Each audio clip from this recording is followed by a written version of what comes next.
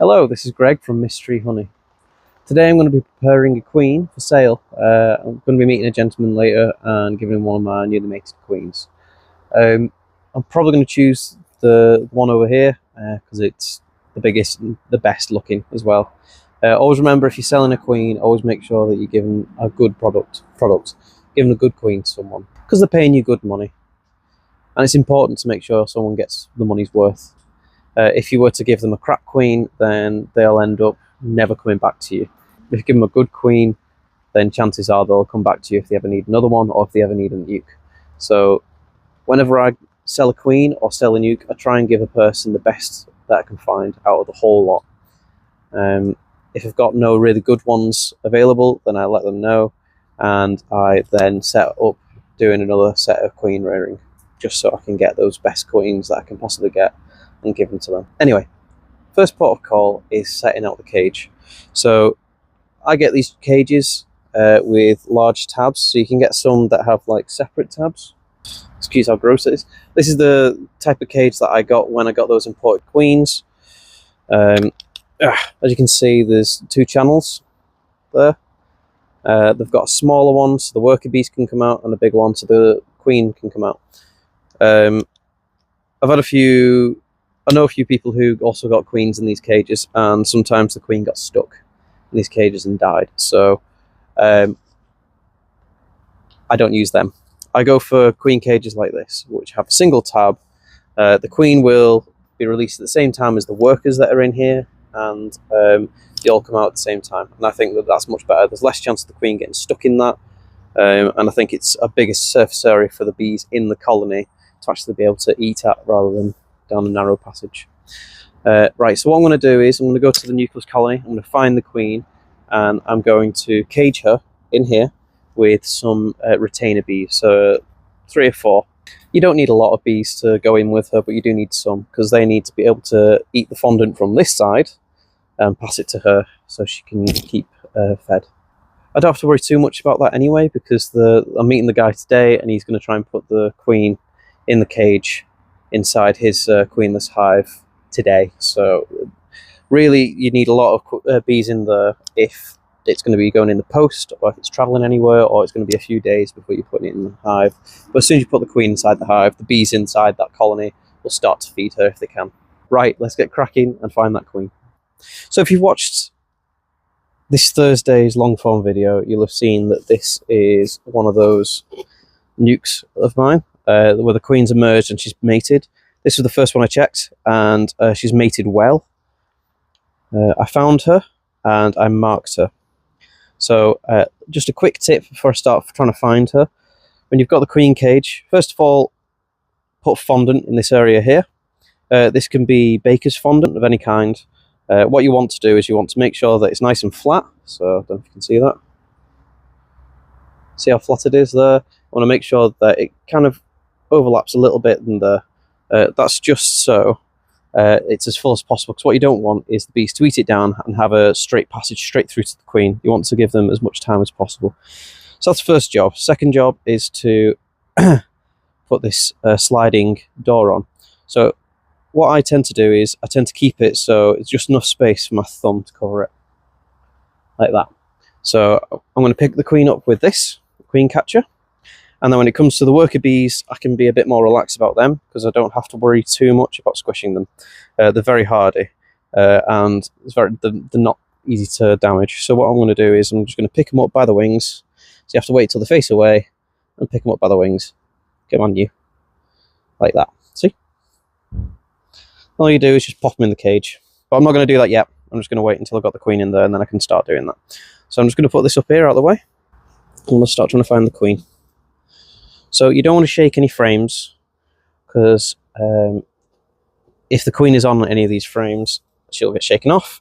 But also the bees that fall off the frames. Oh, there's the queen straight away. Can you see her? See her? She's massive. This is a huge, huge queen, and her. If you look at the brood, it is absolutely beautiful. This queen is incredible. I feel stupid giving this away, but I always like to make sure that whoever buys anything off me gets the best possible value for their money. So there we go. So the queen is there. She's hopefully going to go in her cage. Go on. So the trick is, if you hold this, the cage is higher. Queens like to walk upwards. This one's going to prove me wrong. Queens like to walk upwards, so she'll go in that cage and she'll start moving up there. Okay, so I'm going to close that slightly, and I've put my thumb in the way. So that queen now is inside this cage. This can go back in my pocket. So what I'm going to do now is find a bee. I'm going to grab about 3 or 4 if I can. And what I'm really looking for bee-wise, let's see if I can zoom in for you. What I'm really looking forward to when it comes to the bees to go with the queen are the youngest ones you can find. So they are usually the fluffiest ones. So I've got this one here. So as you can see, got her by the wings, throw it in there, and put my thumb in the way. I may get a sore thumb. She may dislike me picking her up by her wings. I may sting my thumb, but that is the price I pay. So the next one, I'm going to go for one of these ones here. So what I tend to do is tend to wait until the bee starts facing away. It's a bit easier to grab the wings then. So you're perfectly fine grabbing the wings like that, because they can take all of the weight on that wing.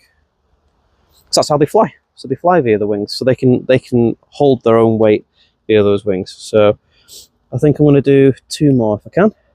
Problem is, the more bees that you put in this cage, the more likely one of them's going to crawl out when you take your thumb away. That's why you have to be quick. And I can feel them tickling my thumb. So grab you. Right, that's 4. So there's 4 in there now. So the queen is now in there. Where are you? So you can see the green dot of the queen there. She's absolutely huge, this queen. Massive. And she's got 4 retainers, so they're going to be able to eat the fondant that's there and pass it to her so she doesn't get hungry. We're going to look after her. So there you are. That's how to prepare the queen. She's now got retainers, she's got fondant, she's in a cage. The only thing I tend to do now is I tend to put sellotape or masking tape around there, so there's no chance of it sliding off. So there's 2 more steps that I need to do now. So the first step is the queen's in here and she needs to be kept warm and safe. So I'm going to stick her in this top pocket against me. When I get to the car, I'm going to take her out of there. I'm going to stick her in the centre console, just because queens don't particularly like a lot of light. So it's good to keep them somewhere dark, somewhere dry, and somewhere cool-ish, but not too cold. You want to make sure that, like, room temperature's fine. You just want to make sure that they're okay and they're looked after and there's no sunlight blinding them all the time, okay? So it's precious cargo. I'm keeping her in my pocket, and I'm going to zip the pocket up just so she's not going anywhere. Now, this suit's made of mesh, so it's really breathable, so I don't have to worry about that too much. Now, the next protocol is, now I've got a queenless hive. What do I do with this queenless colony? What I'm going to do is I'm going to combine it with another colony over there. Fortunately, this nuke is next to the angry hive, as it's been called. So any foragers that fly away and come back, and then if the nuke's gone, they will fly into that hive. They'll be absolutely fine. This nuke will now be combined with one over there. And what that does is it bolsters that colony, especially because it's going to have some capped brood and uncapped brood that's going to emerge. What it also means is that with that bolstering, when I come to doing queen rearing again, which I'm going to have to do because 1, 2, 3, 4, 5, 6 of my 17 queens have failed, sadly. When I come to do queen rearing again, I'll have more bees to take from that pool. So it's, in essence, it's bolstering to help me at a later date. I'm not aiming to get any honey from this apiary, and my main goal is to just produce as many bees, healthy bees, strong bees as possible. Right, so I'll show you how to do that next. So this is the colony I'm going to be combining with. It's Queen Right. She's a good queen. She lays like a trooper. So what I'm going to do is, now the queenless nuke is down here. I'm going to put that on top of this. It means that the bees will all combine and she'll have a bigger colony and she'll produce more bees. Because the more bees there are, the more that they help produce. So I'm going to open this up, smoke them down. It is raining at the moment. Hell surprise. So because it's raining at the moment, these bees are not going to be happy. What I'm going to do is I'm going to smoke the bees down like that.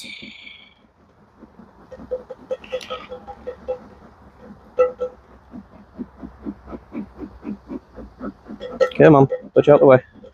So when I've smoked them enough, put some newspaper down like that. Nice and easy. Then a queen excluder on top, like so.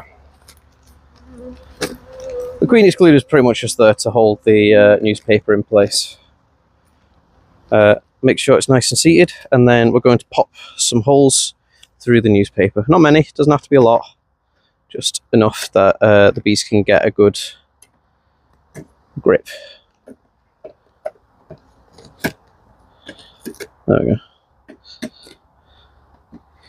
Doesn't have to be a lot of holes in there, but anyway.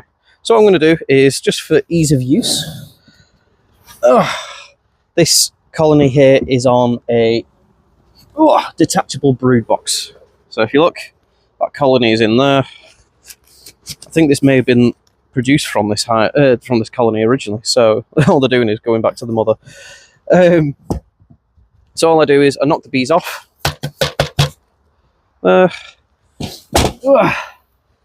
And the roof that was on this queenless colony already has a lot of bees in, whereas the other one doesn't. So I'm just going to put this one back on top. And there you go, that's it.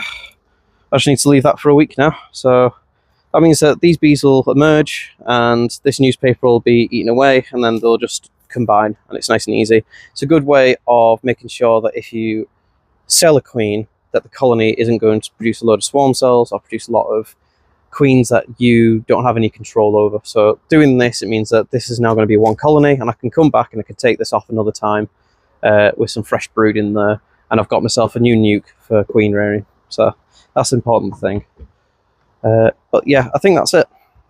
So now I've got my queen. I'm going to take her home, and then I'm going to give it to the guy when I meet him later. Always remember, it's good to give good queens to other people. If you're going to give a crap queen to another person, then it just degrades the community. We're all in this boat together, and we should all try and help each other out.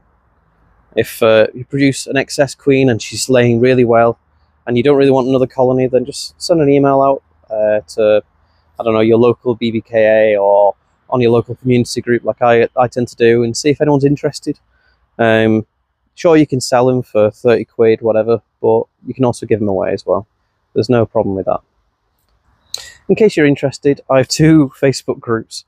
I have Merseyside Beekeepers. If you're in the local area to me, it's pretty good for getting in touch with people nearby for doing bulk deals. So if we're getting lots of fondant or inverter bee or something like that, or even if jars, what we tend to do is we tend to all put our money in one big pot, and then we can get a really good deal a lot of the time. I think we saved hundreds of pounds last year on fondant just by doing that. So if you're in the Merseyside area or Lancashire or, you know, Cheshire, sort of around that area, and you don't mind driving, please join Merseyside Beekeepers, and you may be able to get some decent deals when one of us is doing a bulk buy. If you're not from Merseyside or around that area, then I also have a group called Nonsensical Beekeeping. I made it as a joke, and for some reason, some people have joined it. I find it quite funny. If you have some silly things you want to post, or if you want to maybe post something useful, I don't know, feel free to join. It's an open group. So yeah, I go on it every so often just to see what people are saying. If you enjoyed this video, please press the like button. If you want to see more content like this, then hit the subscribe button. Otherwise, I hope you have an amazing day, and I hope to see you very soon. Bye-bye.